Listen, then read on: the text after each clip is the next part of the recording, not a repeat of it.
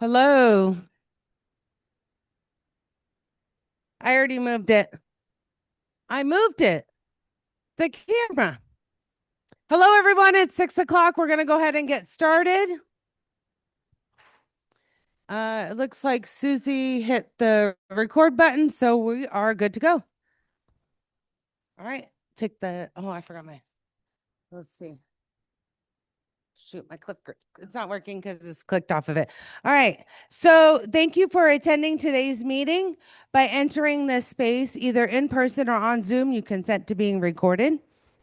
I want to take a minute to introduce myself. I am Melissa Galarza. I am the chair of LD12 Democrats. And thank you. Thank you. I want to introduce a few people that are in the room and then also on Zoom. So Sherry is the first vice chair. Catherine is our second vice chair. Susie is our secretary. She's on Zoom.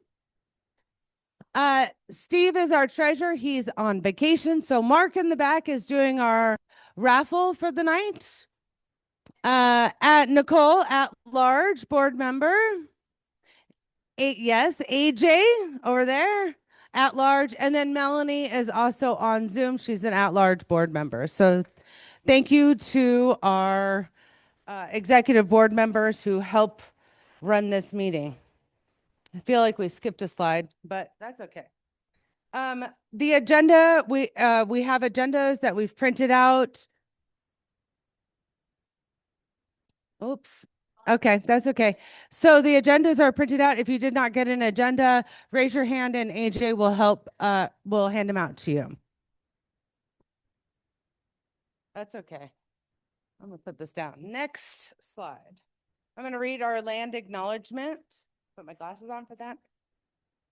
As we open today's meeting, we acknowledge that we are on the sacred, unceded territories of the Acjamal, O'odham, Pima, Peepash, Maricopa peoples. And in doing so, we recognize that the land acknowledgement must be paired with action. We commit to respecting Indigenous sovereignty, supporting local Native communities, and learning from the historic stewardship that shapes our Sonoran Desert environment. We thank the ancestors and the current elders for allowing us to work and collaborate on their homelands.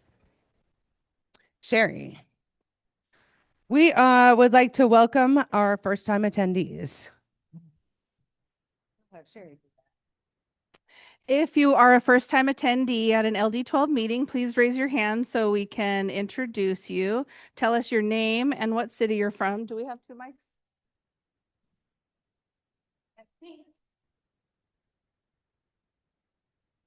Good evening. My name's Bert Schmidt. I'm over in the Ahwatukee area. Bert from Ahwatukee, welcome. It is on. Hi, my name's Wayne. I'm with Copper State Victory, actually, the coordinate campaign in Arizona. I'm in Tempe. Welcome. Over here, Melissa. Oh, back here.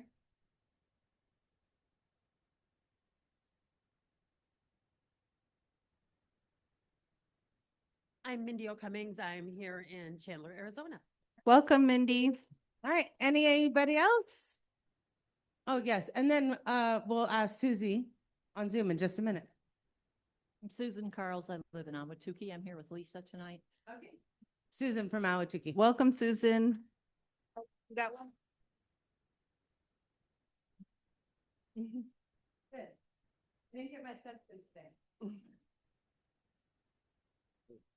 Sanford Holst, and I'm a first-time member here, but I've been a Democrat since,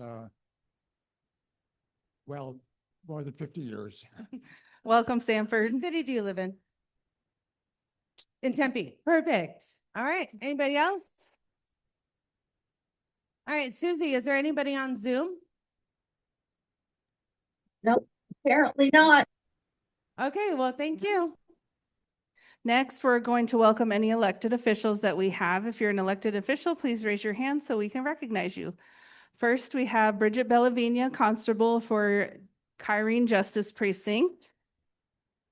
Nicole Brown is a council member for SRP. Jennifer Germain, Justice of the Peace for San Marcos Justice Precinct. And Patty Contreras, our current representative for LD12. And Regina Gutierrez is also a council member for SRP Board. Welcome. Next, are there any elected officials online, Susie? Yep, we have Senator Mitzi Epstein. Did you hear me? Oh, Mitzi Epstein, our current senator for LD12.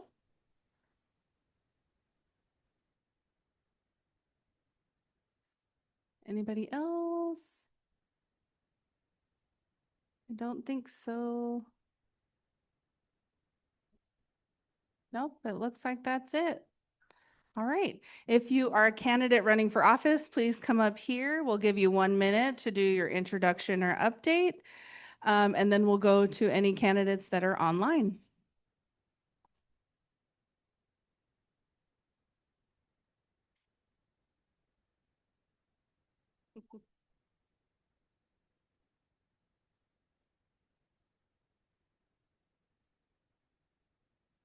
Okay, good evening, everyone. I'm Jennifer Germain. I'm your Justice of the Peace for San Marcos. It covers all of the city of Chandler and Sun Lakes. So I go from I-10 all the way down to Gilbert Road. I'm running for re-election this year. I'm the first woman, the first Democrat, and the first Native American ever to hold this seat in the 100-year existence of this court here in the East Valley. Our court was the first East Valley court established in Maricopa County. My race will be on the general election race, but I will also implore you to please, if you live in the city of Chandler, vote in the primary because our city council race is on the primary ballot. But we are going to be reaching out, asking for help as we get closer to the general election race and working with our colleagues across the ballot. But very, very excited. We've got great momentum moving into the general election. Thank you.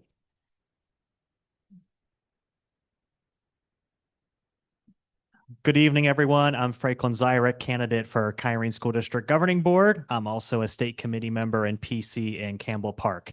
I just wanted to take a minute to say that a lot of people ask me when I'm out knocking on doors, what's going to happen next with the Kyrene schools that are closing?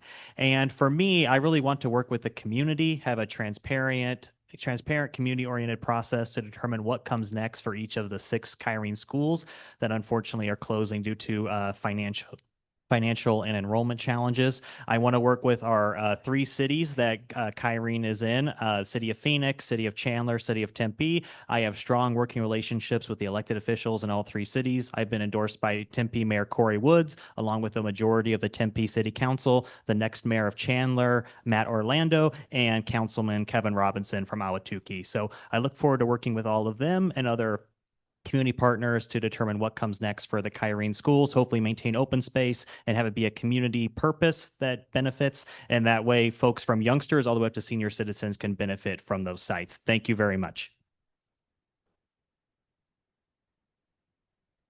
Good afternoon. I am Patty Contreras, your state representative running for your state senator. So thank you. I have been endorsed by your current state senator, Mitzi Epstein, also Attorney General Mays, Mayor Gallego, Mayor Woods, all those fun folks and all. Hey, hi, I haven't seen you. Good to have you here. So anyway, just want to remind you that I'm running and I walked into here and I was thinking, this is just like home. My dad, when I was a kid, used to take me to the Legion. I don't know if that's a good thing or a bad thing, but coming in here to the BFW because just remind me of home. So anyway, appreciate your vote when it comes back in November. So thank you.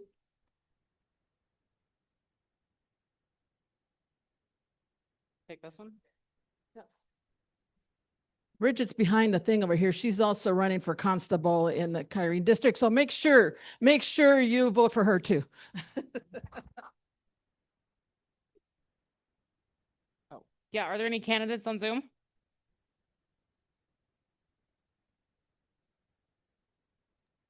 It seems we don't have any on Zoom. All right. Bring back up the slides. Go. Beautiful. All right. Don't forget our Bada Bing raffle. You can go see Mark. You can scan the QR code. We're also going to put the link in the chat on Zoom for everyone online. Two very nice baskets, as always. All right, next. All right.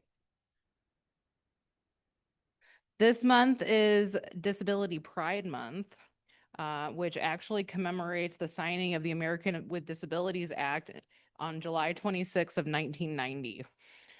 So ways that you guys can get involved this month is to volunteer with organizations serving people with disabilities, attend adaptive sports or arts events, support businesses owned by people with disabilities, advocate for accessible workplaces and public spaces, and learn about disability history and civil rights. And then joining us today to talk about her personal experience is Mindee Cummings. So come on up here. You gotta really eat the mic, just so you know. I got you. Okay. Hi, thanks for having me. And I'm not here today to represent any organization or policy, but really just talk to you guys from my own personal experience and share that with you, although I could probably do the other as well. I want to introduce myself. Of course, I'm Mindee, but I kind of was trying to think of who I was, and I kind of thought of myself as like the disability iceberg. Everybody sees this part of me and they think that's the disability. They see the wheelchair, they see that I have a spinal cord injury, and it's pretty obvious. And that's the part that's kind of above the water line. But I've also been somewhat of a magnet for disability in my life. I've went to be a teacher, and I wanted to be a teacher of the gifted, and I thought it was lovely, and I didn't think it was enough of a challenge, so I quickly became the teacher of twice exceptional students, and that was kind of my first on-ramp to disability in my professional career. And teaching students that both had that giftedness but also a disability was a great kind of introduction to that work in the workplace. But as many teachers, I kind of became starved out of the profession.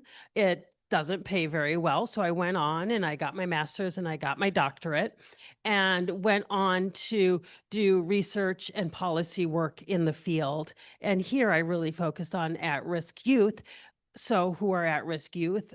Regretfully, there is definitely an overrepresentation of students with disabilities in that population too. So if that wasn't enough, again, my iceberg, I had children. And we all know the odds are that some of them will be impacted. Of course, I got that first speech, but who needs to say R's and M's very well? It was no big deal. Then I got ADHD. Okay, a challenge, but we can overcome this. And then I got the whammy of behavioral and mental health issues. And so as a parent, I did not get the easy button either, but definitely love all parts of it. So kind of despite all this family and personal knowledge of disabilities, I can't get up here and speak to you about all of the disabilities. I cannot, obviously. I mean, we know how diverse the population is, and we know how prevalent the population is. But to remind us, I mean, the World Health Organization says it's about 16%, 17%, I think. And our own CDC is estimating it to 27 to 29% of our population. And those disabilities are really varied, from those that you can see like mine that are really evident to those that are less evident. And we also don't probably need a reminder of all of the policy issues. I think we're really well aware of them. We know about healthcare. We know about mental health care. We definitely know what's going on with special education. We know what's going on with community-based services. And probably the most relevant to in the most near future, we know about voting and what's happening with our voting rights and how those are impacting people with disabilities. But I was asked to talk to you with my knowledge, so intentional and unintentional knowledge of disabilities on how we can get involved, how we can do something, how we can do some of those suggestions. And I actually am blank. I mean, you had a great list of things that we can do, and yes, do those, please. But my thought was not just that, but it was the reminder to keep disability in mind in everything we do. It's so often that topic. It's we do this and we do disability. We have 11 months and then we have 1 month that we think about disability pride. And what I want to do today is just a reminder that to keep disability in our minds intentionally in everything that we do, every policy activity, every personal activity. How are people impacted? Who's being left out of this activity? I was impressed today when who's new here. I can't tell you how many times who's new here. Please, everybody stand up. I'm very often not new in any crowd just because I can't stand up. I won't call out the current mayor who actually on the day that I was being welcomed to the committee on people with disabilities. Oh, do we have a storm? Well, then I won't mention the mayor's name because to not create any storm. But he also did ask for everyone who would be getting nominated into a new committee to stand up. And after the whole meeting, I came and gave him a lot of grief and he did apologize. But just think about what we're doing, how everyone is being impacted, who's being left out in those decisions, and really, how can we do better for people with disabilities? If we do it from the ground and don't make it an external activity, it's going to be done and it's going to be easy. Think about all of the positive impact. If we do accessibility from day one for physical disabilities, the additional cost is anywhere from 1% to 9%. If we have to retrofit, the cost goes up drastically. Estimates are anywhere from 20 to 120%. And so think about that. Think about the impact of, I always think about the impact of ramps. If we do observational studies, and again, I'm a researcher, so data. If we have a ramp and a stairs and we do an observational study, we know that people prefer the ramp.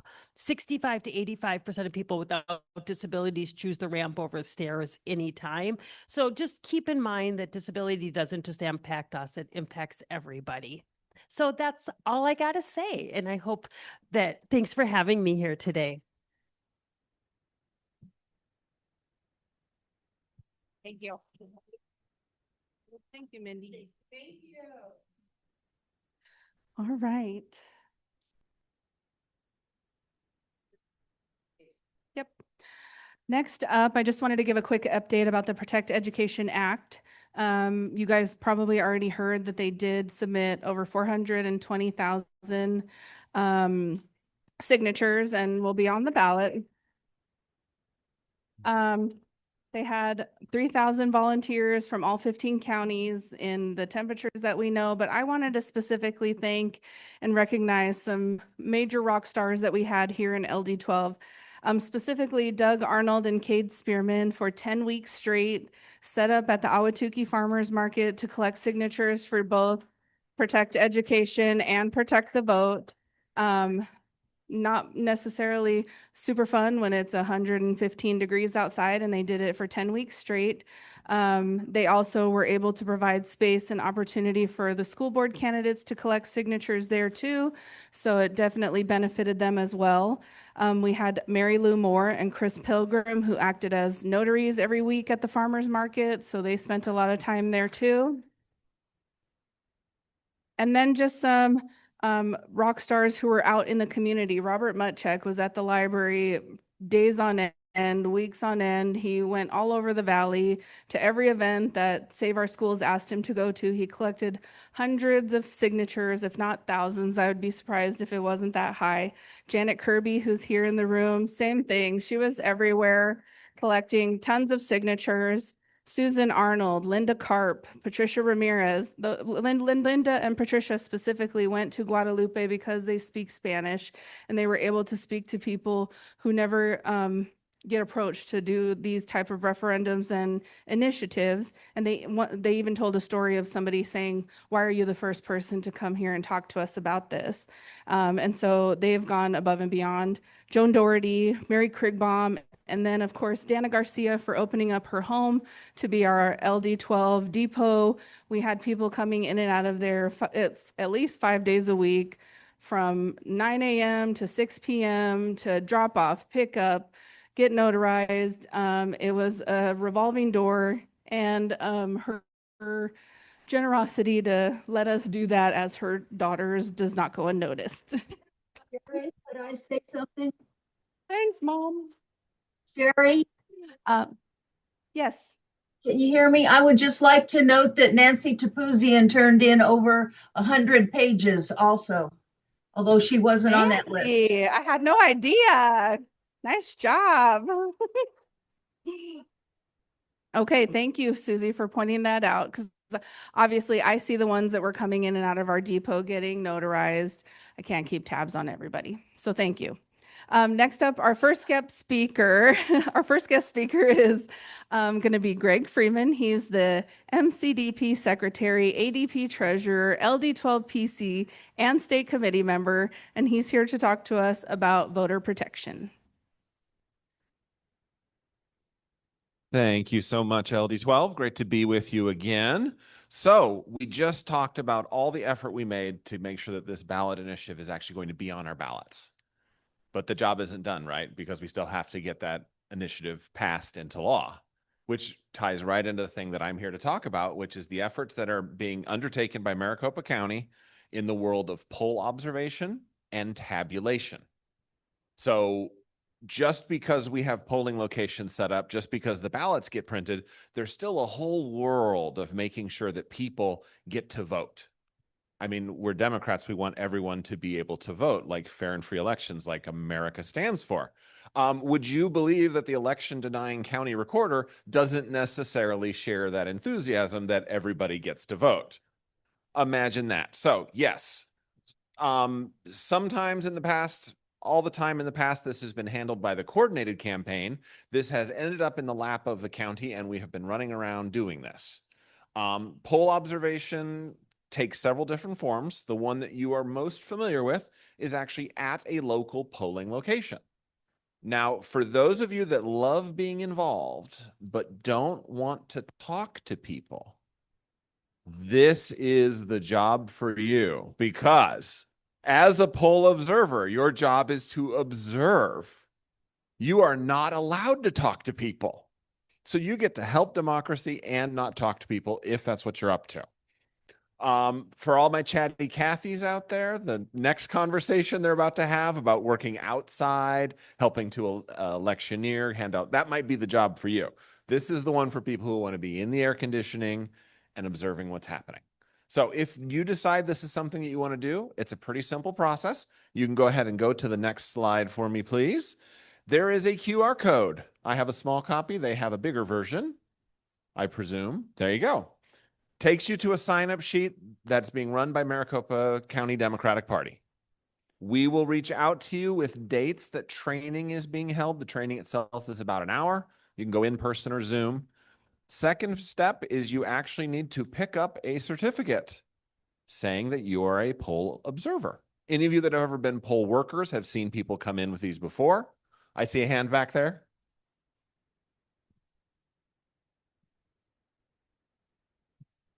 Yeah, understood. So the woman in the back just pointed out that she took the training, but hasn't yet gotten to the second step, which is getting the certificate.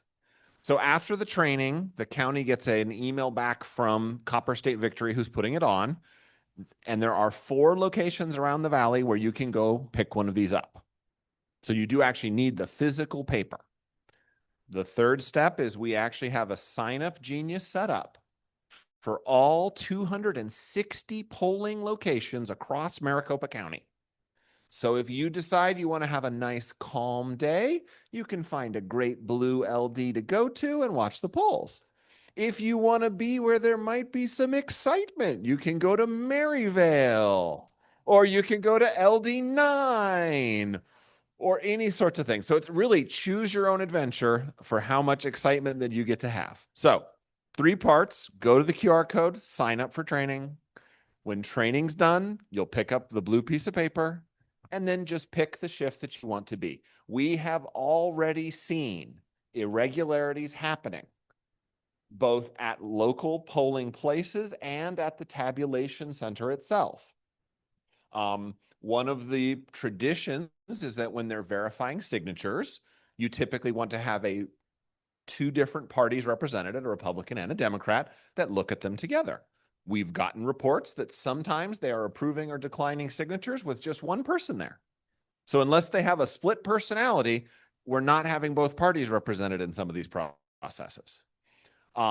We thought that something was going to happen in a certain building, and instead it's in a different building. There is a section for an observer, but it's like across the hallway down the way, and you can't really see anything. We know there will be shenanigans. We know that. This is an opportunity for us to be there to see what's happening. And sometimes just like all of us experienced when we were in grade school, when you know someone's watching, your behavior is different. We know the other side is going to do whatever they can to win. And this is an opportunity for us to make sure that the election is held fairly and safely. So start there with the code. If you want to actually see the tabulation, there's tons of shifts available for that too. This is our practice run in the primary to start seeing what we're doing good, what we need to improve on, because we know that in the general election, there's going to be some more stuff happening. So if this is the sort of work that interests you, I'll be here after the meeting. You can talk to me. I might go get a burrito before I come back. But I will be here for that. Follow the QR code. Any questions? I see a question right there. Hold. So curious, since it's a primary and it's kind of like the GOP against the GOP and the Dems against the Dems, what kind of shenanigans would even make sense? So again, even though it is inter-party races right now, we have seen already some of the tactics we're expecting to see in the general election, basically practice runs of those. People approaching polling locations with political or violent imagery to see what they can or can't get away with. How close can you stand with open firearms before someone will come out to ask you to leave?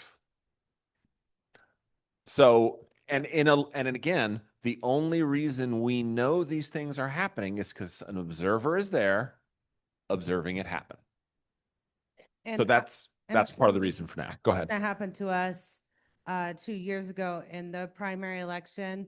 We ended up calling to get an observer down where they were sending people. They're like, oh, if you're not emergency voting, you can't. What's your emergency? They cannot ask you what your emergency is. You just go in, you get to vote. And they were sending people out. We caught it by somebody calling us. And the poll observer was able to go into the room, look and see what happens, reported it, and then it was taken care of. So that's a good example. There was somebody else with another question. I'll come back if we have enough time, because we do have one more. Just quickly. Yeah, you can't hear anybody. How long are the shifts? Are they day long or? So for the poll observer shifts, we are currently doing 4-hour shifts. That'll be in an air-conditioned place where you can sit. All right. Can I ask another question? Yeah, please. What are the, how do I say this? What's the paid staff at MCDP and the coordinated campaign and ADP doing to help make sure that we're getting this all organized? So as I said previously, the coordinated campaign used to be very, very involved in what this was. They were the ones that were handling all the voter protection stuff last cycle. About 6 weeks ago, the county was informed, no, you guys are handling this. So we had to build a map, build the sign up geniuses, figure out what we were doing, assign people to go out there. The staff is basically their entire work week is managing this, plus also responding to the things that we are seeing happen in the recorder's office and hearing reports about. So this is the only thing MCDP is doing right now. And a lot of it is because it did get dropped in our lap. We're already trying to figure out how we're going to do this smoother going forward. So are we going to be doing this again in the general, or is our coordinated campaign going to do it? I see no evidence that the coordinated campaign is going to be doing this. However, at the county level, I expect. Trying to figure out what I'm getting myself into. No. And the good news is if you get the blue paper now in the primary, it will still be good in the general. So you can take the training now, even if you are actively campaigning in one of the primaries, you can still be available for this later. Somebody had asked if candidates can do this. In the poll observer word, this is an explicitly partisan action. You will be a Democrat observing polls or tabulation. So that is open to party officials or candidates of any type. Okay, so I've been an observer a couple times now, and one thing that I've noticed that's different in the last couple cycles, that the first time I did it was really nice, is that we got a manual of what was supposed to go on in the polls, so you could flip through it when questions came up and go, oh, that's normal, or oh, that's not normal. So last cycle, one of my friends was observing somewhere and texted me about, or later, too bad it was too long after the fact, said that the person who was standing where you could drop off your mail-in ballots was telling people you didn't have to sign the mail-in ballot. And if that person had known that that is not normal, then that could have gotten stopped. So if you follow the news at all, you've seen the recorder fighting with the Board of Supervisors. You've seen Adrian Fontes putting out an election guide that then there was lawsuits about. There has been so much back and forth on what the procedures are that there is not a written guide of that type that I know. The tools that you will have as a poll observer on your phone, a place you can go in and put a report of what it is that you are observing. Oh, this machine stopped working. They spent 20 minutes working on it. Then it came back up. It could be something as simple as that. But anything other than the orderly flow of people getting ballots, even if somebody comes in and can barely produce enough ID, they should get a provisional ballot. That's covered in the training. But the job is any irregularities, any of those conversations, you have the ability to report it. I see many hands. I'm looking at the chair. No, chair, I'm cut off. I'm cut off. Come see me at the end of the meeting. Thank you, everyone. Thank you, Greg. While we're talking about voting centers and being at the polls, LD12 is currently recruiting volunteers to help at 4 voting centers for the primary election on the 21st. We are focusing on specifically the Chandler voting centers, and the reason for that is that the Chandler City Council and Mayor election is happening as the primary is happening. And so we're trying to encourage people to vote for the candidates that we want to be elected in Chandler, as well as voting their whole ballot. So we've done this in the past. You set up at the voting center. We'll be there from 7 a.m. to 7 p.m. We're doing them as 2-hour shifts, Jeff. 6 a.m. to 7 p.m., correct. And 2-hour shifts because we know it's hot. And we provide you with what you need in terms of LD12 voter guides. We have literature for the Chandler candidates. Thankfully, it's all on one piece, so we don't have to hand out multiple pieces of literature. And then you bring your phone, your water, hat, sunglasses, sunscreen, and all of that. Melissa and I will be traveling around the whole day, checking in on everybody. But the main point is just to offer people the voter guide so that they have that information accessible and easy as they're going into the polls. And you're kind of like a second line of defense. If you see any funny business going on in terms of intimidation or harassment, you can go in and let the marshal know, and they can take care of it. But you're not going to be responsible for handling any of that yourself. So on your agenda, there's a QR code where you can sign up to volunteer. When you scan that QR code, it will take you to a document and you pick the location that you want to be at. We have, like I said, 4 locations in Chandler. One is at the MVD. One is at the Nozomi Aquatic Center.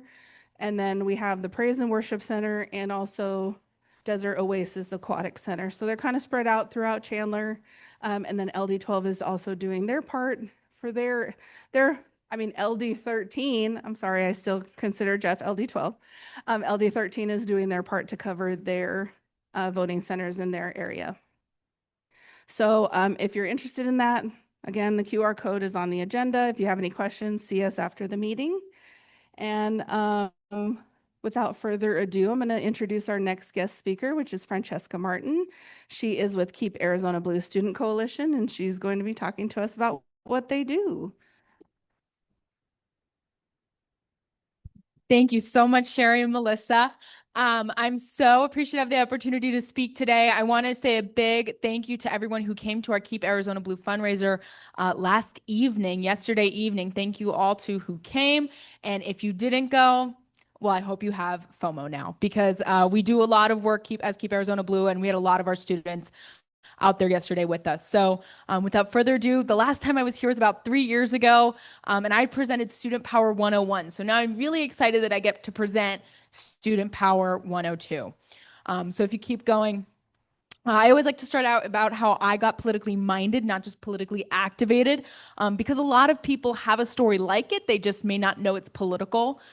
So my mother's whole family, I'm an Arizona native, but my mother's whole family is actually from New York City. And when my grandfather was coming home from work one day on the 59th Street Bridge, he stopped at the side of on the metal bridge to help two people out of a car fire. He was an FDNY fireman, but he wasn't on duty. So because of what had happened, the city and department tried to say, hey, you ended up with 2nd and 3rd degree burns. We can't do anything for you. And of course, this affected my mother, my grandmother, my aunt, my uncle. My grandmother had just brought in her 3rd child. And it wasn't until the union came in and actually kept my family in the middle class. They actually kept a roof over their head and made sure they had food. And the thing is, you can vote for policies like that. And growing up and knowing this family tragedy, I had to think of the difference that would have played out in a state like Arizona that has right to work laws compared to a union safe state like New York City. So if you go to the next slide, it really empowered me at the age of 16 to get involved with a group called Students for Biden. It was during Zoom. There was a lot of roundtables we were doing online and as much phone banking as we could possibly do. But I met amazing students who were just as empowered as I was. And when Joe Biden won this state by 10,000 votes, we thought, how fun would it be to name something Keep Arizona Blue? Because I'll be honest with you right now, a lot of you are probably thinking, why isn't it Turn Arizona Blue? Well, I can tell you right now, when a Republican hears Keep AZ Blue, they get really pissed off. And it's because, again, it's easier to keep something than it is to turn something. And so we want to keep that mindset that Arizona turned blue, and we're going to keep it like that. Our governor, our secretary of state, our attorney general, we're going to keep that work going. If you go to the next slide, we founded this organization about 6 years ago. I was 16, to expand the youth electorate and raise the next generation of campaign leaders. And we do this in a multitude of ways.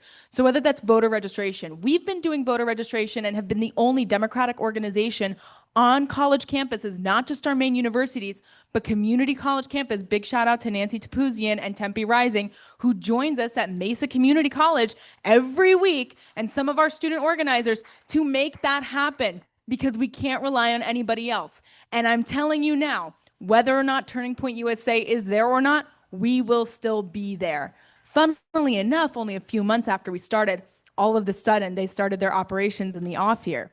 So what we're doing makes an impact and makes a difference, and we're continuing doing that work. We've registered thousands of young voters on campus. We also have student roundtables across the state with different candidates who want to engage with the young people in their district and hear from students. We have an extensive canvassing, phone banking, and text banking campaign because we want to meet young people where they are at, especially with social media. They're on their phones, so we also ran digital ads last cycle and will continue to this cycle as well. We had a lot of community events targeting young people, whether that be on campus. We just had Attorney General Mays come to campus for a summer send-off event, and she had a great time playing cornhole with students because that's the type of engagement we need with young people. Instead of just a politician talking at them, we need engagement on a better level. Candidate workshops are also important. We actually give a youth engagement plan, or what I like to call YEP, to any candidate who comes to us, whether they're endorsed or not, asking how do we get young people involved, because we see that's the best way that we can help candidates up and down the ballot in this state. If you go to the next slide, our last election cycle, we were grassroots powered from all 50 states. So we had at least one donation from all 50 states in the country and all 15 counties. And you might not believe it, but there is one Democratic donor in Greenlee County. They were very hard to get a hold of, but we worked very hard to do it. And we all put that towards our Gen Z targeted digital ad campaign, our campus organizing program, and our summer and fall fellowships. Now I'm talking, 23 to 2024. If you go to the next slide, you'll kind of see some really great things that we did: phone banking, canvassing, research. Here are some photos of some roundtables that we did in LD13, LD16. We would caravan students in the morning in LD16 to LD17 in the afternoon. If you go to the slide after that, you'll see even more of what our canvases looked like. We were getting out there as much as we possibly could. And if you go to the slide after that as well, you'll see we have lots of photos of what we did on campus and this sort of engagement.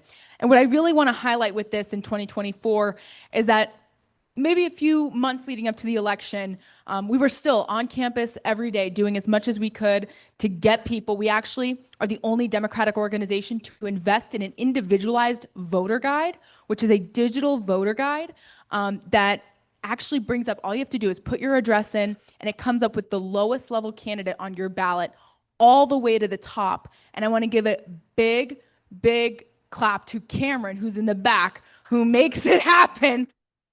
Because I'm telling you now, I did not know that there was a bond and override in Strawberry, Arizona, but he sure did, because he had to do the research for it. I'm just the one presenting this for you. So I just want to give a big shout out to him.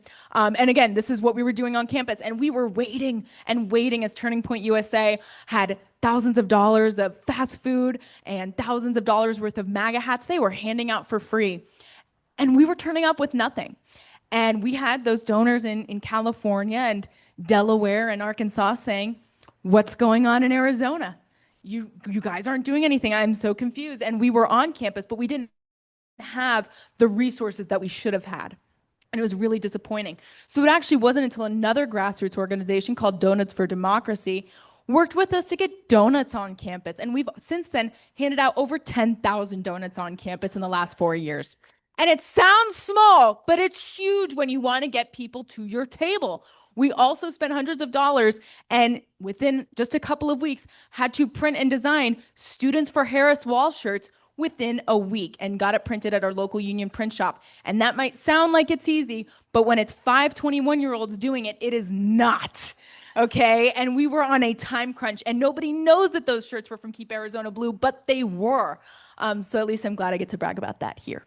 If you go to the slide after, again, you'll see the donuts, the shirts. We know that this engagement is exciting to young people, and we can't just sit back and say, well, young people are going to vote Democrat anyways. Because if you go to the next slide, you'll see we did a lot of engagement, over 18,000 postcards. The next slide also will have some of our statistics of what we have done. So again, we didn't have a great turnout in 2024. So you're probably thinking, Francesca, you did nothing. But I'm telling you, this is going to get really good. If you go to the slide after, you'll see we did 677,000 texts, 32,000 calls, 10,000 doors knocked, over 5,000 donuts given, over 1 million ad impressions. And I say all of this, and again, you're probably thinking, well, you still really did nothing. But again, I am here to say that all of that work, targeted outreach to 18, 29-year-olds, a target demographic that never gets contacted by any traditional candidate in any campaign. If you go to the next slide, you'll see we actually increased youth voter turnout in the state of Arizona when nationally more young people voted in 2020 than they did in 2024. And so for Arizona to have a Democratic turnout rate of 18 to 29-year-olds of 50%, and our turnout rate of the young people we contacted was 73%, we know that that makes a difference. We know that if we go after a young person, the ones that don't vote, they'll actually come out and vote. And I say this because a lot of people will say that, oh, we're not going to go canvass that group because they don't come out to vote anyway. If you do targeted outreach, they will. And so we knew we were responsible for a few small wins in Arizona in 2024, and we had to apply that in 2025. Right as the November election hit in 24, and we were all very disappointed, we did not take our foot off the gas. If you go to the next slide, you'll see again, 47% turnout it was actually in Arizona, and 73% from the people we contacted. The next slide also shows that there were actually 36,000 young voters who were eligible to vote in the last election, didn't, and came out to vote in 2024 because of our outreach. The next slide also just goes to show, you might think, well, Francesca, Arizona is a swing state. Of course, if you throw money at it, it's going to produce good results. But we were actually the best performing swing state for young voters getting out the vote for Democrats. If you go to the slide after, again, what I said in 2025, as much as I was angry that Trump became our president once again, a life that I've never known without him, I was a very angry woman that day. I mean, people that were wearing MAGA hats at Trader Joe's. Who's wearing a MAGA hat at Trader Joe's? I mean, that's like really liberal, I thought. And I was like, I almost like would go up to people and say something to them, but I had to refrain. So what instead, I turned that anger into the bond and override elections that often get overlooked. 18 to 29-year-olds traditionally come out at rates of 1%. So we did that same contact method: text, calls, shirts on campus, campus engagement, voter registration on campus, handing out information about bonds and overrides on campus. Again, all of 2025, it was an off year, but it wasn't an off year for us. And so if you go to the next slide, okay, this was not the next slide that I wanted to go to at all. However, to be honest, no, go back.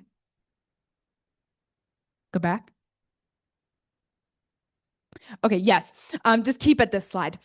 So actually, most of the bond and overrides in Arizona won in 2025, but they only won by a rate of about 1%. So my hometown of Chandler, Arizona, only won by 1%. And in that area of Chandler, where we usually saw 1% of 18 to 29-year-olds turning out, we actually saw upwards of 10% of 18 to 29-year-olds turning out. And so in an election like a bond and override, those young people make the difference in the election. And that's why that type of engagement and outreach and investment is so important. If you go to the next slide now, I like to talk about this. These are some of our swing legislative districts that we're really focusing on. The next slide also goes over just exactly what that looks like. So in LD9, Representative Blattman only won by 800 votes, but there are 7,000 young, leaning Democrat voters in his district who, I love Representative Blattman, but he probably doesn't contact them because no Democratic and traditional Democratic campaign does. But that's okay, because that's where we come in and we do that outreach for them. So if you go to the next slide, we do a lot of community events, whether it's power of attorney or some of our food banks at colleges. We'll be handing out donuts at our community colleges. And during the Trump's government shutdown, we actually had people, who were coming up to us saying, we can't even eat because our food banks are empty. So no, I'm not going to take your donut. And they had every right to say that, because how selfish of us to say, oh, here, we're going to make you register and we're going to change your lives and not actually help them. So then within a matter of just a few days, we posted on some of our local Facebook groups and raised thousands of dollars to actually go out and fill their food banks. So that was Mesa Community College, Glendale Community College, and Scottsdale Community College around the valley, which was really important. Also, some of our power of attorney events, we know what's going on with ICE has been really devastating for our communities, and that's why we really prioritize having our Spanish-speaking fellows and staff. About half of our staff actually is fluent in Spanish, and we're able to actually help people transfer wills and other documents that they may need in the case that ICE comes to their door. If you go to the slide after, we have a lot of goals for this election cycle. We really need to flip our key congressional districts, including Congressional District 2 with Jonathan Nez, and 1 and 6, whoever may come out of 1. And we want to keep our statewide elections while also flipping our treasurer and superintendent. And of course, flipping our legislature, but also protecting our school boards. Again, an area that often gets left out. And something big I do want to say to everyone, kind of bouncing off that food bank drive we had, now we're doing a school supply drive. So I want to give a big shout out to Melissa and Sherry for already promoting that on the LD12's calendar and website, and also for donating to that. So if you are interested in donating to that school supply drive, please either see me or Cameron after tonight's meeting. If you go to the slide after, a lot of people ask me, what messaging do you give to young voters? Because of course, I've been talking about outreach this whole time, but what do you say to a young person when you do connect with them? And you want to be issue-based. You want to find, again, what I said in the beginning, what issue matters most to you. If it's about, having a roof over your head for a working family, or maybe it's an LGBTQ issue, you want to be able to find that on the ballot and emphasize it with whatever young person you're talking to. If you go to the slide after, you'll also see that right now, according to a Tufts University Circle survey, right now 41% of young voters are focused on jobs and the economy. So we know that when we do that outreach to young people, we're focusing on affordable housing and other issues like that. So if you go to the slide after, Republicans talk a big game, but Democrats deliver. And I think that's the biggest takeaway from this, is that we really have to voice how important our local offices are, because I'm telling you, to every young person that I've talked to on campus, because I have now tabled on campus hundreds of times, I always am able to have a conversation with them when I tell them, no, I am not asking you to vote for Trump or Biden. I am talking about a completely separate thing, like the school board, like a bond and override, because when you challenge a young person, then they ask questions, and you're not just talking at them, but you're having a conversation with them and teaching them something that they previously didn't know. And so that's really important when we're doing our outreach. If you go to the next slide, we know Turning Point, again, is a big organization. It's a multi-million-dollar organization funded, headquartered right here in Phoenix. But Keep Arizona Blue is going to continue our organic youth movement, whether or not they are on campus. We know that's what we're up against, but we know that young people, when they're given the option between hate and an organization that really promotes acceptance and helping other people, they are going to choose us every time. We just have to be out there. If you go to the next slide, there's a lot of ways you can get involved with our organization. A lot of you already are, and thank you to those who are. But if you are not, please follow us on social media. Consider volunteering with our organization, tabling with some of our fellows on college campuses. We're bringing on 16 fellows this fall, and that is all dependent on the grassroots contributions we get in this fall. So we're able to expand it if someone's able to donate another 500. I'm not asking that from you guys, but it wouldn't hurt. Anyway, thank you so much, and please consider contributing or to our school supply drive. I really appreciate all of you so much, and thank you for giving me the opportunity to speak here today.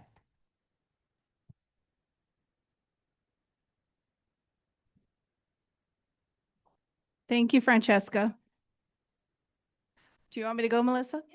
Okay. One more reminder about the Bada Bing raffle. There's QR codes on your agenda if you want to purchase tickets electronically, or you can go over back here and see Mark and purchase with cash, check, I don't know, your good looks. And we'll draw the winners at the end. We have a lot of upcoming events. These are also on your agenda. Specifically, we'll talk about Conversations with Contreras brunch on Saturday and Knocking Doors with Armando Montero on Saturday. So also on your agenda are QR codes so you can sign up for both of those this weekend. If you're inclined to lit drop or help with the Chandler City Council candidates, they have two last canvas or lit drop opportunities this Saturday and Sunday at Tibbs Schraney Park, 8 a.m.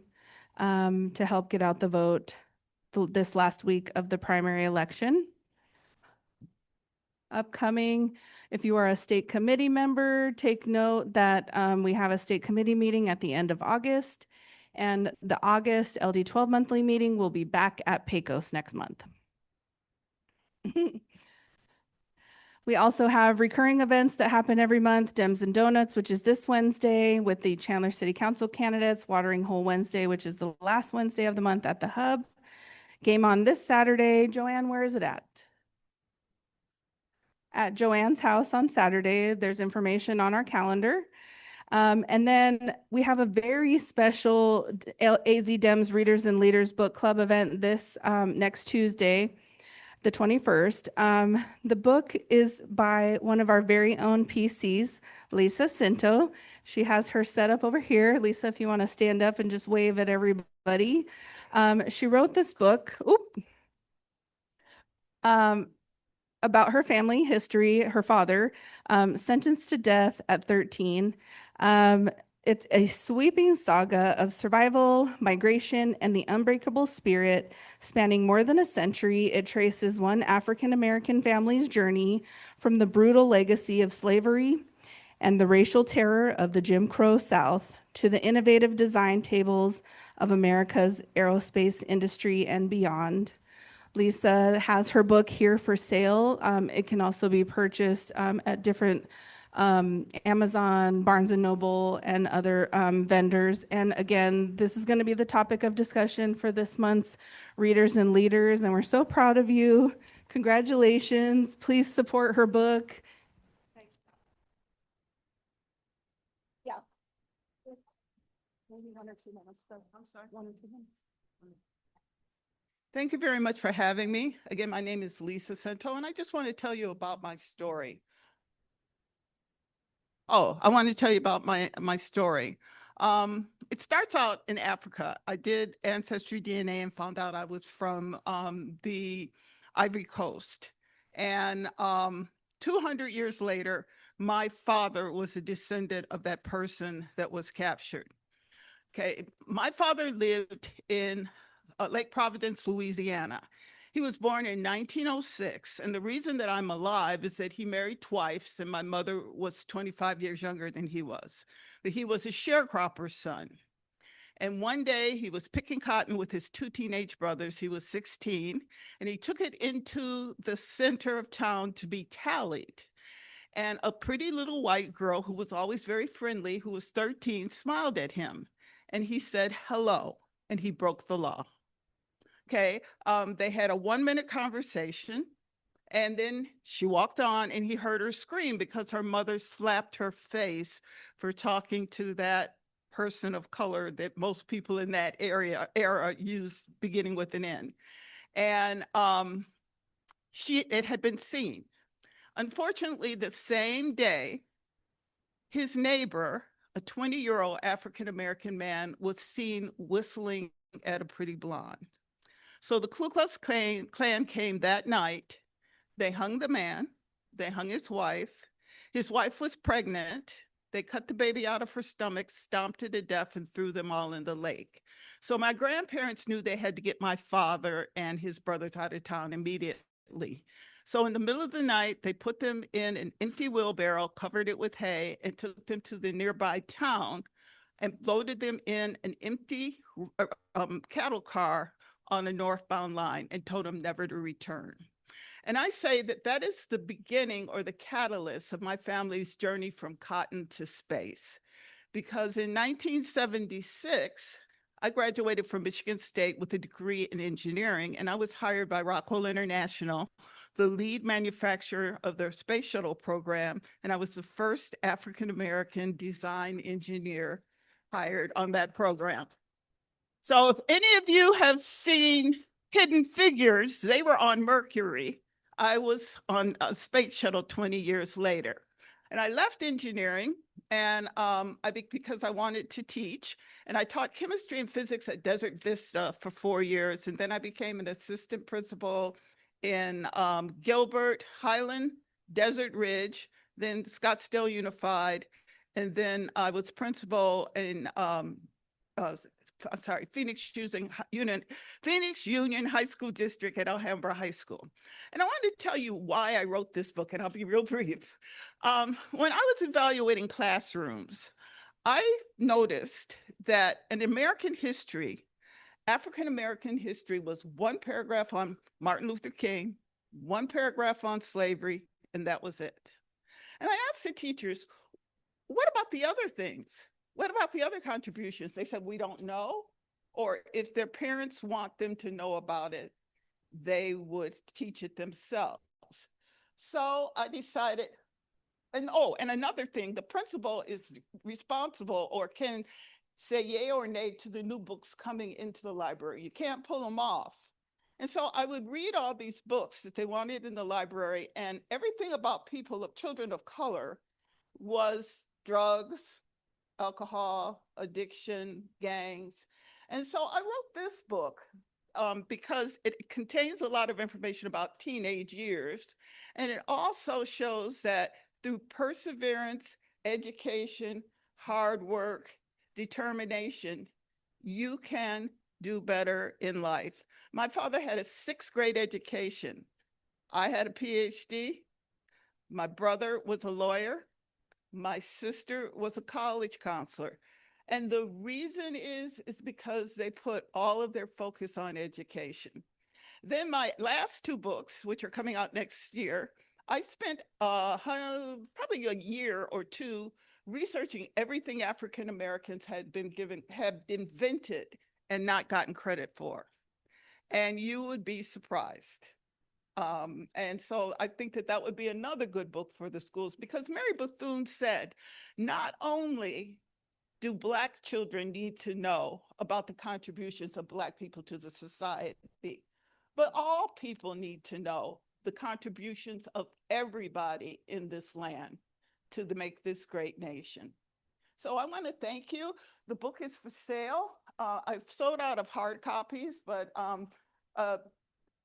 my friend Susan, she passed out a card, and it has on there my website. There are buy buttons from Barnes and Noble if you want a hard copy.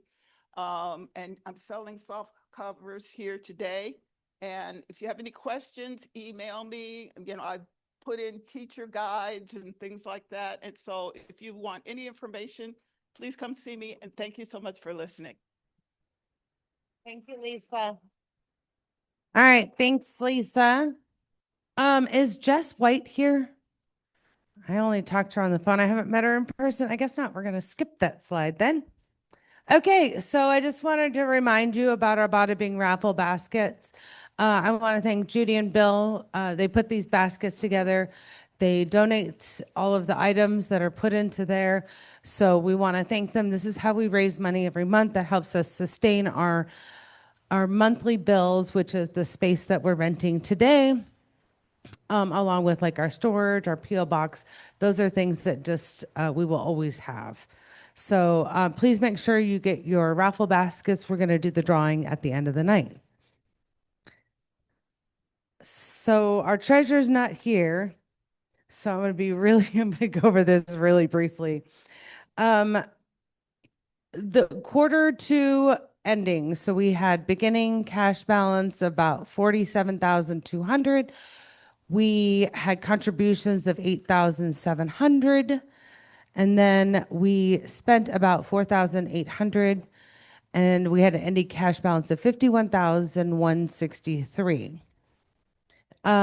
He does the whole variance for us, but he goes into great detail during our board meetings, and I have no idea how he gets there, but someday I'm going to really learn. But what it means is that in this, it's green, so that means we're doing good. That means we're not spending more than we're making. That's what I know. So that's good. Cash on hand, he said we had about $51,663. The reason that is when we end the quarter versus when he actually does the reporting, we get other donations that come in and things like that. So on my next slide, I want to talk about recurring donations. Recurring donations, they're the lifeblood of our district. So I want to thank all of our recurring donations, that people that do this. The recurring donations, we rely on this information to be able to create our budget. Based on our budget, it helps us decide on how many voter guides we can print, how many mailers we can do, how many neighbor-to-neighbor letters we can do.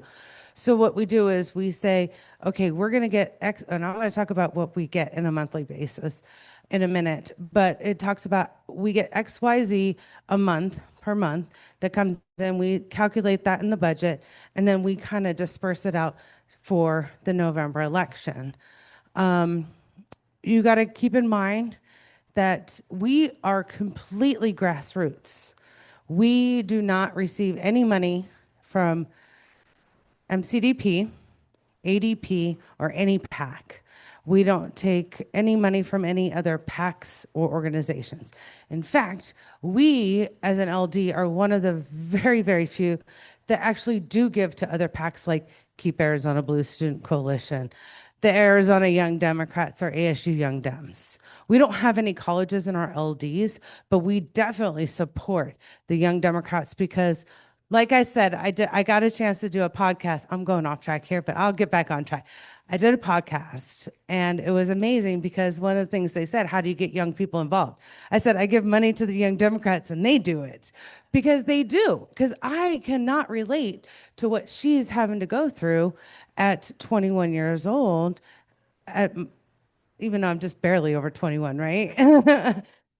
22, but they're the ones that are going to be able to connect with those young Democrats. So what I would like to say is that if you can help us out and become a recurring donor, we would greatly appreciate that. We're asking you if you can donate $26 a month to help us win in 2026. On the next slide, we would like to do a warm, very grateful thank you to our recurring donors. We officially have 101 recurring donors as of last week. We actually are raising more money now than we were in January. So our recurring donations are up. We are doing really well. I mean, I should have done that before I did the other one now, huh? But I do want to tell you that a lot of our recurring donations are small donors. They're anywhere from $1 to $10. We have 35 people.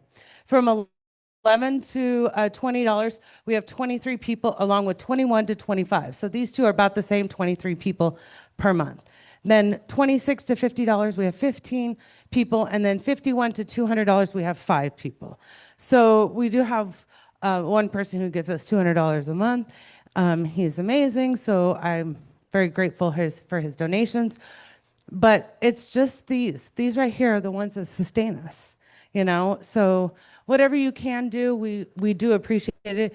We are very mindful of everybody's money. We are very cost effective when it comes to things. We do our research. So again, thank you. Thank you to Mr. Tucker for helping me figure out all of our recurring donors. And I'm excited that we're at 101 people that are donating every single month. And we are, I think what did I say? Plus $140 per month now than we were in January. And this is the time where we need those recurring donations to get us through that November election. So thank you very, very much. Oh, she says, what podcast were you on? I was on the podcast that's on your agenda. Thank you. I was like, geez, what podcast was I on? Around the Districts with, where's Gabby? Where she put her hand up? Gabby and Nicole. So the QR code to listen to their podcast is really great. I had a great time about talking about elections and the involvement. I was really, really geeking out talking about it, loved it. And, it's amazing. But if you haven't gotten a chance to listen to it, go back and listen. They talked to Chandler Mayor. They talked about protect the vote, protect education. What, Francesca? Oh, I haven't heard that one. Oh, Nancy's on there. Yes. Actually, Nancy, I was listening to an old one and where you were talking about the gas prices, and I was like, wait a minute, that was from like 2 years ago, and we're still in this problem with gas prices. So yes, it's a really great podcast, and our local LD12ers are doing this podcast. I'm gonna remind you about the raffle baskets, but before we do that, before we do any drawings, I want to bring up future State Senator Patty to talk about her campaign. And then I didn't know if Stacy is online. I know she's traveling. And then Cameron's here to speak on Armando. We really need to get these 3 legislators reelected, because in order for us to flip the legislature in this election and have a chance of having a Democratic majority, then we have to make sure that we maintain our 3 seats, because they rely on us to maintain these 3 seats. And then we help people like LD13 flip their seats, because they actually have a good chance of flipping all 3 of those seats. And LD4, I think, is the other one that's flipping. And then, is it 23? Do you know? Oh, jeez. When he comes up to talk, we'll make him repeat that. So here you go. Tell us what's going on. Thank you. So this has been a great meeting. The Keep Arizona Blue is awesome, and they're helping out so that we can win in those other districts and all. So really want to appreciate them and all. A couple of things. So you may have heard that we have a lot of ballot referrals coming up. They had a meeting last week, I believe it was, that they were talking with the Ledge Council to come up with language for those ballot referrals, the language that goes into the voter guide that they send out to everybody so that they can explain what those ballot measures are about. Well, the Democrats tried to fight back on some of the language because it was very confusing. Of course, they wanted to weigh it their way as far as the Republican way. And so needless to say, it's going to be as confusing as ever. There's some really, really bad referrals coming up. So the referrals and also the Protect Education Act will all get proposition numbers assigned. So if I say SCR 2048 or HCR 1052, whatever, those don't really mean anything right now to you because those are all going to get switched over to proposition numbers, and that'll be coming here pretty soon. But there's going to be at least 10 plus 1, which is the citizen initiative and all. Did we have 2 initiatives? Anyway, just one. So the language is going to be very, very interesting to see what they actually put into your voter guides and all. So I would recommend the civic engagement beyond voting. They're going to have next month or September and October some meetings, virtual meetings, to talk about those particular propositions and how they will affect you, and kind of give an update on what they actually mean.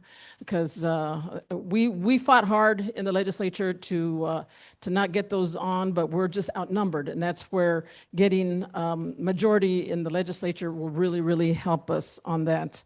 I want to thank Greg for the poll observer information. I've done poll observation. It is really nice to do. You go, and usually the marshal there is very friendly, and they have you sit in a certain spot and where you can see what's going on. And they, if you see anything that's out of the ordinary, then you get to report it. One that I was at, and I was way over on the west side, northwest. They sent me all over the place because I didn't care where I went, and they didn't have a ramp for our ADA members and all voters, and that was something that I made sure that they had got a ramp set up and parking for people with disabilities. So those are some of the things that, as you go and you kind of just observe, you can take note of. They also didn't have a printer working at the time at 6 o'clock in the morning, which was not helpful for voters that are wanting to come in first thing in the morning to take care of that, their voting. So it's easy to do. It's not threatening at all. So that's the easy one to do, and you can stay in the air conditioning. So that's kind of nice this time of year. So I would recommend doing that poll observing and all. So this Friday, I have my usual Brick Road coffee shop on Rural conversations with Contreras, which I've been getting, a handful of folks coming in, and we talk about all sorts of things, the legislature, some national things and all, and it's a lot of fun. So if you want to come down, it's 4 to 6 on Friday. But on Saturday, we're having a brunch at Diane's house, Diane Escalante. I'm sorry, I knew Diane Escobedo. Escalante house in Tempe. It is a fundraiser, but we'll have a chance to meet and mingle and have a nice brunch. And you can, if you have any questions, we can talk about what's going on. And also would appreciate you signing up on, I have some flyers over here with the Mobilize and all. Let's see what else. Oh, I have some yard signs if anybody wants yard signs. Recurring donors is so important. I'm a recurring donor of LD12, but yes, I am. And I need to figure out how to get on Mobilize or what is it called? The other Ag Blue, so I can up that to 26 because that makes more sense to do that. But I can't figure out how to get on there. So, okay, thank you. And I also have recurring donors, and just like Melissa said, you know, the small number, $5, $10, whatever, helps me also with my campaign. So if you can do that, also, you know, throw in a few extra dollars. Some of you in here are recurring donors, and I really, really appreciate that. Some of you donate at different events and all, and I appreciate that too, because, you know, along with my outmoded t-shirt here, I need to get some other supplies for the campaign coming up. Let's see, I think that was it. It was a great meeting, and thank you so much.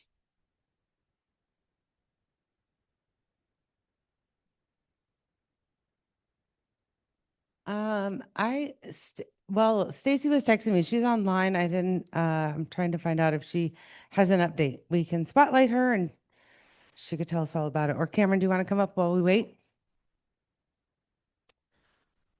Oh. No, come on. You're up. Don't be shy. Hello, everybody. My name is Cameron Batista. I am not Armando, but I am here on his behalf. So I'll keep it really, really short for you guys. Thank you for the opportunity to speak.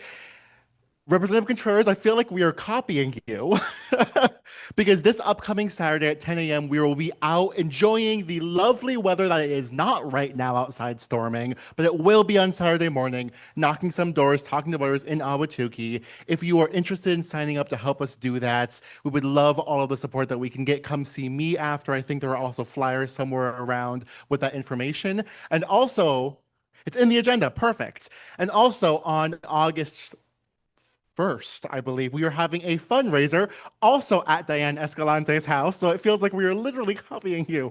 But we would love to have you there. Come and meet Armando. If you haven't already, talk to him. He is right now at a conference learning how to be a better community advocate on the school board in California right now. They just started today. And so thank you all so much. There are so many ways to get involved. Would love to have you guys in. All right. Perfect. So I don't know. Stacy just wants to say hi. She is listening in on the conversation. So she said she didn't have any updates. So we'll move on. So we are that was it for our candidate update. So this is your last chance. Are you good to run Bada Bing? Okay, great. So we're gonna do our Bada Bing raffle basket here shortly. And this is the time where we're going to do some other business. Before we get to that, I do want to tell you we do have other items that are the LD12 does to help raise money. We have cookbooks, magnets, t-shirts, and we have a wonderful volunteer that helps keep all of that organized for us. And all I have to ask is, Gavin, did you buy your tickets? All right. Okay, Gavin, let's see. We're all like everybody against Gavin. So make sure you get your tickets because we're gonna go ahead and do that raffle basket here shortly. And then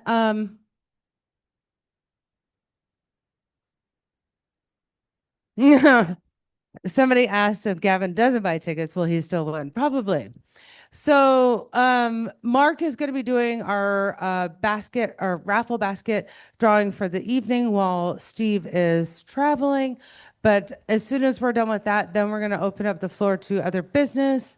I know there's a couple of people that have some things that are upcoming, some events, some books. There was something else that somebody told me about. I couldn't remember. See what happens. I get into the meeting, I forget. So So how did we do in ticket sales? Mark? Okay, so we sold 246 tickets for the Curial and 154 for Keep It Cool, and a total of $280. All right. So for the first basket, the 246 we plug that into random.org 246. And the winner is 247. 1 to 246. You have to put, yep, there, put 1 It's like to weird. 246. There we go. 117. 117. Oh, Beth Brazil.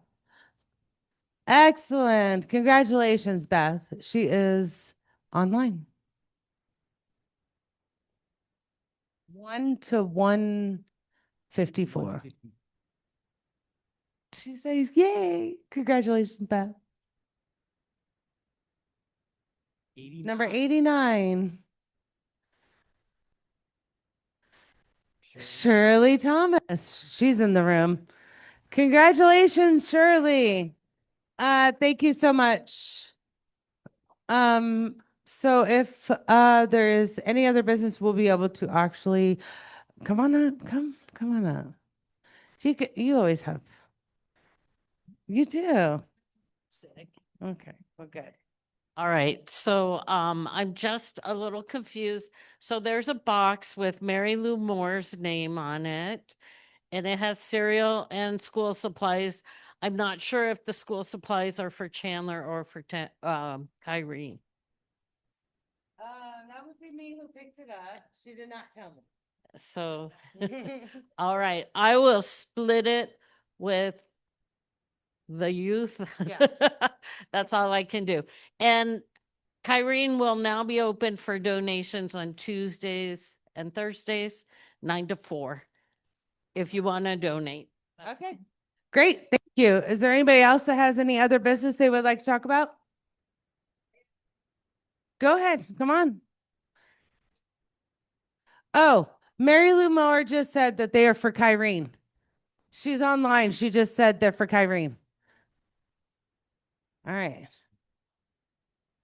I know. All right, Nancy, come on up here. Wait. Nancy.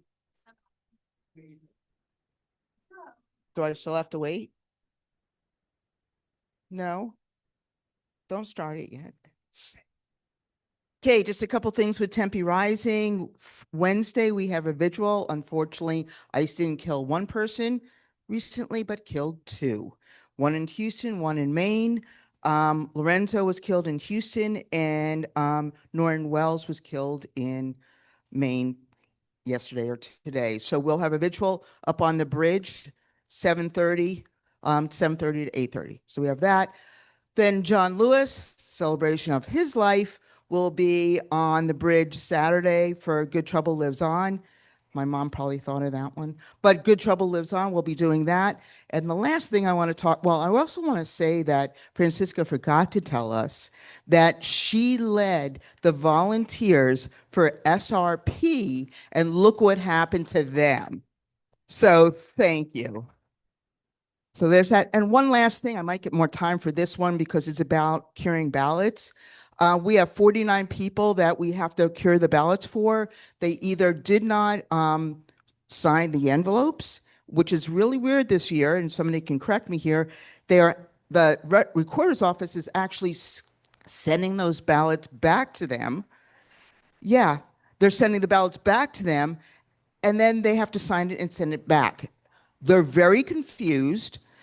They don't know what to do. Do I send this back? Do I get another one? What am I doing? And so on and so forth. So anybody who knows anything about this, please let me know since I'm calling everybody. Okay, so there's that, and there's also the ones that their signatures didn't match. So we have 49 as of right now in our district. I will need help to go to doors. I'll probably do the Tempe or help some Tempe people will help me. We'll need people in Ahwatukee to go to doors and people in Chandler to go to doors because I can't run to, well, I probably can. But I don't want to because right now I am dropping lit in LD13 because I think we could flip that seat, and I'm over kind of canvassing for somebody in LD8. So, but Cameron made me do it. Cameron made me do it. So there's that. So if you want to help with the curing ballots, please let me know. Thank you. Yeah. Will you contact Lisa Malakowski and Ahwatukee? She was asking about it. Thanks. Thank you, Melissa. My name is Jerry Robin. A few of you may have met me before. And I'm here to talk, as I unfortunately do every damn month, about the data center that they're building at 48th Street and Thistle Landing in Ahwatukee. Yes, thank you. Let's hear that from everybody. Thank you. Thank you. Anyway, so it's windy out there. I didn't want to bring a big poster with me. So instead, we have these very cool new business card size things in our trade colors of yellow and black. And it's got a QR code on the back. You can pass these out to anybody you run into in the store, at home, your friends, relatives, family, whatever.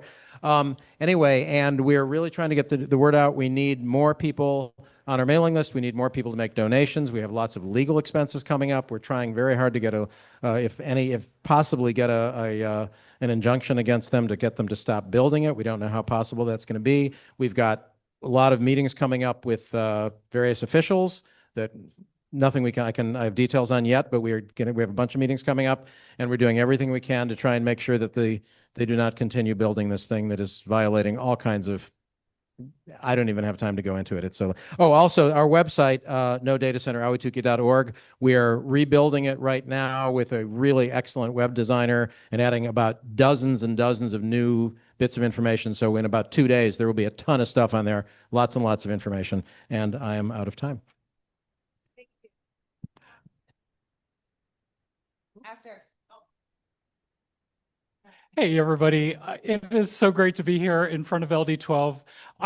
My heart is just filled with gratitude. Thank you, thank you, thank you to all of you who helped out with the postcard campaign. We had thousands, literally thousands of postcards written by the members of LD12 and of course Tempe Rising. Thank you so much, Nancy.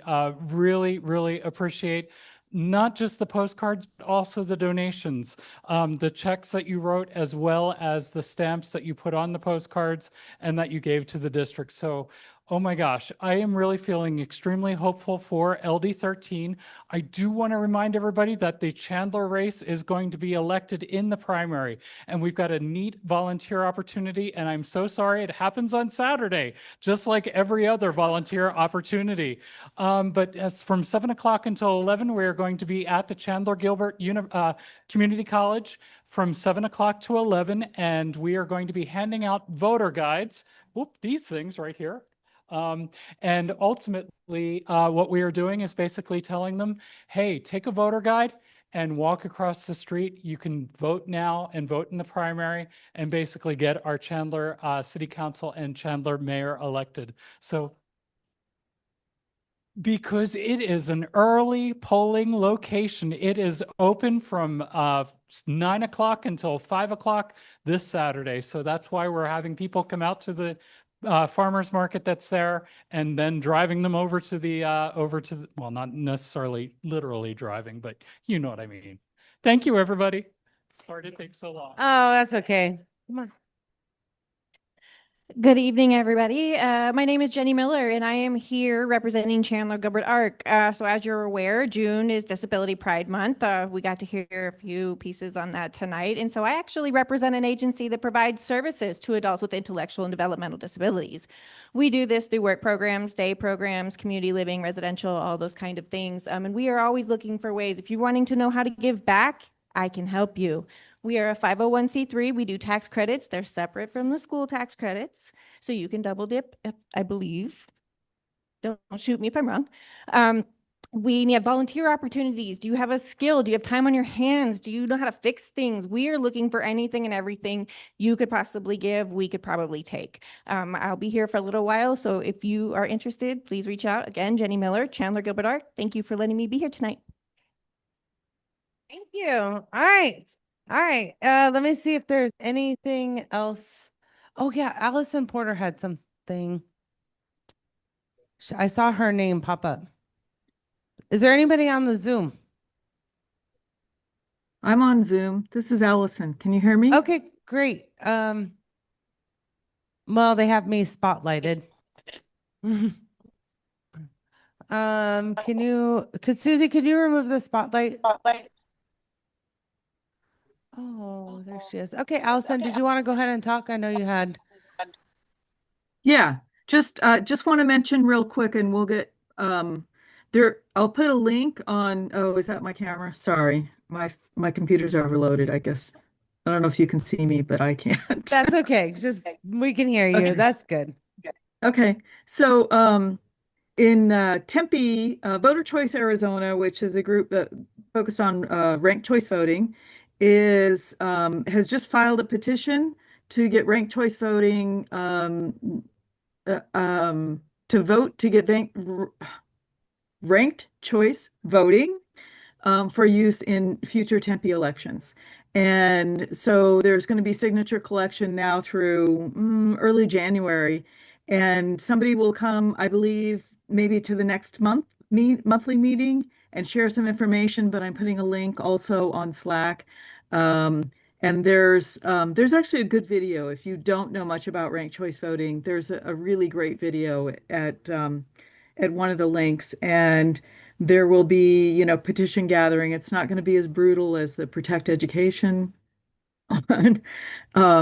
But still, I think it'll be a good thing for those of us that live in Tempe.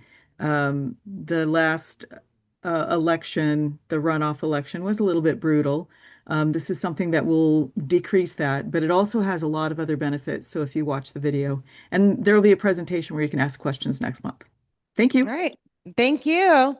Is there anybody else on Zoom that had any other 1-minute update for us? No? Okay, great. I just want to remind you that there is a food truck outside, so please support her. She is amazing. She comes here for LD12 and 13 meetings. And also the waitress out there, that she is volunteering her time to work on some of these, so please be kind to them. Have a few drinks. We'll stay stay after for a little bit, and so we could socialize, have a drink or two, and then if there's nothing else, and then if you can, could you help us put the chairs away? Let's leave the place better than we found it, but all the chairs do need to be stacked up. And I think that is it. So thank you very much. Have a great evening.